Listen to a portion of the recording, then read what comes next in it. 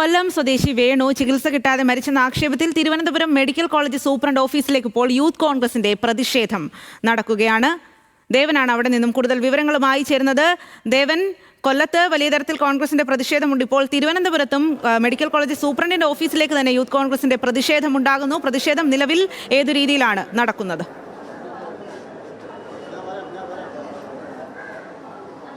സ്വാതി, കൊല്ലം സ്വദേശി വേണുവിന്റെ ആ മരണവുമായി ബന്ധപ്പെട്ടുകൊണ്ട് വലിയ രീതിയിലുള്ള പ്രതിഷേധങ്ങളാണ് ഉയർന്നു വരുന്നത്. കൊല്ലം ജില്ലയിൽ ഇപ്പോൾ അല്പസമയം മുമ്പ് നമ്മൾ കണ്ടതായിരുന്നു വേണുവിന്റെ വീടിന് സമീപത്തും ഒപ്പം തന്നെ അവിടെയെല്ലാം തന്നെ വലിയ രീതിയിൽ പ്രതിഷേധം നടക്കുന്നുണ്ടായിരുന്നു കോൺഗ്രസ് പാർട്ടിയുടെ നേതൃത്വത്തിൽ. ഇപ്പോൾ മെഡിക്കൽ കോളേജിലേക്ക് ഇപ്പോൾ യൂത്ത് കോൺഗ്രസിന്റെ നേതൃത്വത്തിലും പ്രതിഷേധം നടക്കുകയാണ്. മെഡിക്കൽ കോളേജിലെ സൂപ്രണ്ടിനെ നേരിട്ട് കാണാനാണ് യൂത്ത് കോൺഗ്രസ് പ്രവർത്തകർ ഇവിടേക്ക് എത്തിയത്. പക്ഷേ ഗേറ്റിന് മുന്നിൽ പോലീസ് അവരെ തടഞ്ഞു നിർത്തിയിരിക്കുകയാണ്. ഇവരെ അകത്തേക്ക് ഇതുവരെയും കയറ്റി വിട്ടിട്ടില്ല. അവരുടെ പ്രതിഷേധവുമായി തുടരുക തന്നെയാണ്. സൂപ്രണ്ടിനെ കാണുക എന്നുള്ളതാണ് ആവശ്യം.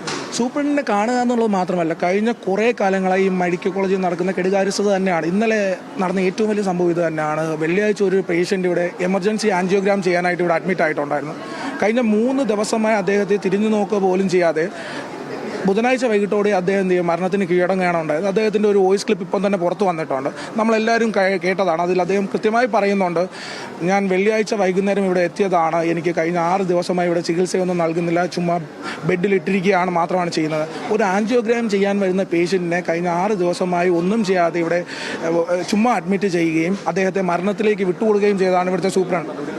പൂർത്തിയാക്കിയിട്ടുണ്ടെന്നാണ് മെഡിക്കൽ കോളേജ് സൂപ്രണ്ട് നമ്മളോട് പറഞ്ഞത്. എങ്കിൽ അദ്ദേഹം പറയുന്നത് ഈ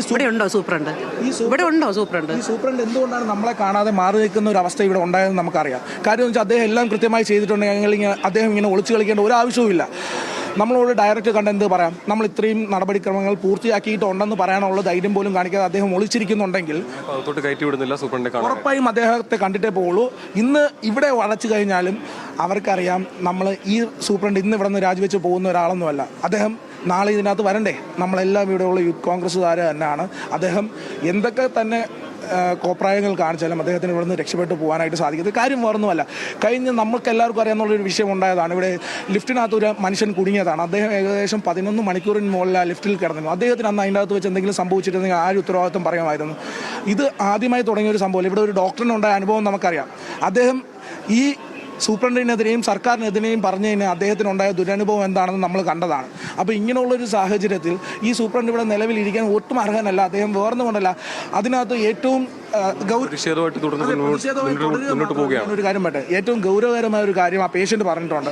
അദ്ദേഹം പറഞ്ഞിരിക്കുന്നത് ഇവിടെയുള്ള ഉദ്യോഗസ്ഥർ അദ്ദേഹത്തോട് കൈക്കൂലി ചോദിച്ചു, ഇവിടെ ഉള്ളവരെല്ലാം കൈക്കൂലിക്കാരാണ് എന്നുള്ളൊരു അലിഗേഷൻ കൂടി എന്ത് ചെയ്തിട്ടുണ്ട്, ആ രോഗി ഇവിടെ ഉന്നയിച്ചിട്ടുണ്ട്.